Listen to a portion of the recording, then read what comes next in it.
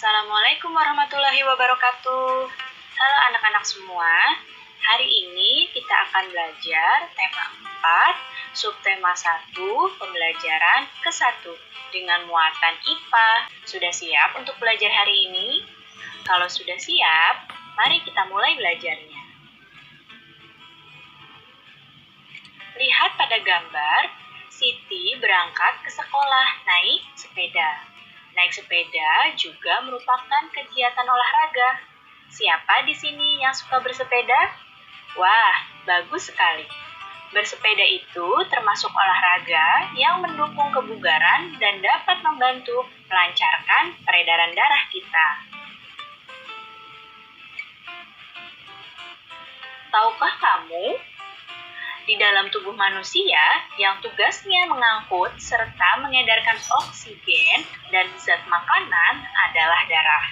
Oleh karena itu, darah sangat penting peranannya bagi manusia.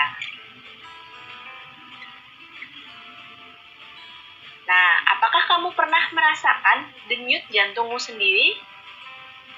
Nah, jika kamu ingin merasakannya, coba sekarang letakkan telapak tanganmu pada dada bagian kiri. Nah, kamu akan merasakan ada denyut di sana. Nah, denyut yang kamu rasakan itu adalah denyut jantungmu sendiri.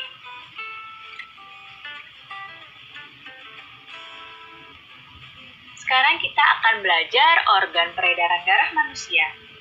Organ peredaran darah manusia itu ada jantung dan ada pembuluh darah. Sekarang kita akan membahas jantung. Jantung fungsinya untuk memompa darah ke seluruh tubuh. Ya, jantung memompa darah dengan cara berkontraksi dan berelaksasi secara bergantian, sehingga jantung berdenyut seperti ini. Ya, jadi karena jantung itu memompa darah secara berkontraksi dan berelaksasi, sehingga jantung kita bisa berdenyut. Untuk apa? Untuk memompa darah ke seluruh tubuh kita.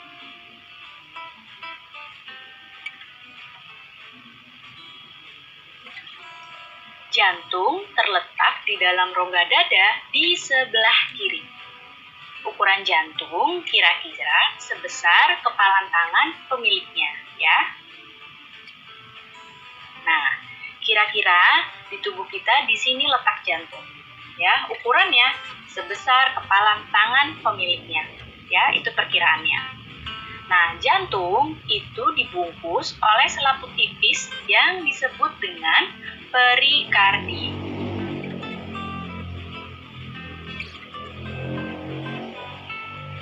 Sekarang kita akan membahas bagian-bagian dari jantung manusia. Bagian jantung manusia itu ada serambi dan ada bilik. Yang mana serambi dan yang mana bilik? Perhatikan baik-baik gambar jantung berikut. Ya, lihat panahnya. Yang ini namanya serambi kanan. Nah, yang ini namanya serambi kiri. Kemudian, yang ini namanya bilik kanan. Dan yang ini adalah bilik kiri. Jadi, jantung kita ini terbagi jadi 4 bagian. Ya, yang atas ini disebut dengan serambi, ada serambi kanan, ada serambi bilik, dan yang bawah ada bilik kanan dan bilik kiri. Setiap bagian jantung ini punya fungsinya masing-masing. Di sini kita lihat serambi kanan ini fungsinya untuk menerima darah kotor atau darah yang banyak mengandung karbon dioksida dari seluruh tubuh. Ya, ini tugasnya serambi kanan. Jadi menerima darah yang banyak karbon dioksidanya dari seluruh tubuh kita. Kemudian serambi kiri, ya, yang ini tugasnya menerima darah bersih, yaitu darah yang mengandung banyak oksigen dari paru-paru. Ya, serambi kiri menerima darah yang banyak oksigennya dari paru-paru. Kemudian bilik kanan ini memompa darah yang kotor atau yang banyak karbon dioksidanya ke paru-paru untuk dibersihkan dan diganti karbon dioksidanya menjadi oksigen. Kemudian bilik kiri ini fungsinya untuk memompa darah bersih atau darah yang memiliki banyak oksigen ke seluruh tubuh manusia. Ini punya 4 bagian, ya. Nah, antar bagian ini ada yang disebut dengan katup. Untuk apa fungsinya? Fungsinya untuk mencegah tercampurnya darah yang mengandung banyak oksigen dengan darah yang mengandung karbon dioksida. Jadi, darah yang punya oksigen punya tempatnya sendiri, ya, yaitu yang banyak oksigennya adalah darah di serambi kiri dan bilik kiri. Kemudian darah yang banyak karbon dioksidanya, yaitu di serambi kanan dan bilik kanan, tidak akan tercampur dengan darah yang ada di serambi kiri dan di bilik kiri karena adanya katup ini. Kemudian sekarang pembuluh darah. Pembuluh darah merupakan saluran tempat mengalirnya darah dari jantung ke seluruh tubuh dan dari seluruh tubuh kembali lagi ke jantung. Jadi, darah di tubuh kita itu mengalir ada tempatnya, yaitu ada salurannya, namanya pembuluh darah. Nah, bisa kalian lihat di gambar ini, ada yang seperti benang-benang seperti ini ya di tubuh kita. Nah, ini adalah pembuluh darah kita. Ya, nih di seluruh tubuh kita ada pembuluh darahnya, seperti ini. Pembuluh darah itu terbagi jadi 3 jenis. Ada pembuluh nadi atau arteri, ada pembuluh balik atau vena, dan ada pembuluh kapiler. Pembuluh nadi atau arteri di gambar ini yang diwarnai dengan warna merah. Ini pembuluh yang mengalirkan darah keluar dari jantung, ya. Kemudian kalau pembuluh balik, ini disebut dengan vena, pembuluh yang membawa darah balik lagi ke jantung atau pembuluh yang membawa darah kembali lagi ke jantung. Kemudian pembuluh kapiler adalah pembuluh yang sangat halus dan menghubungkan antara pembuluh nadi dengan pembuluh balik.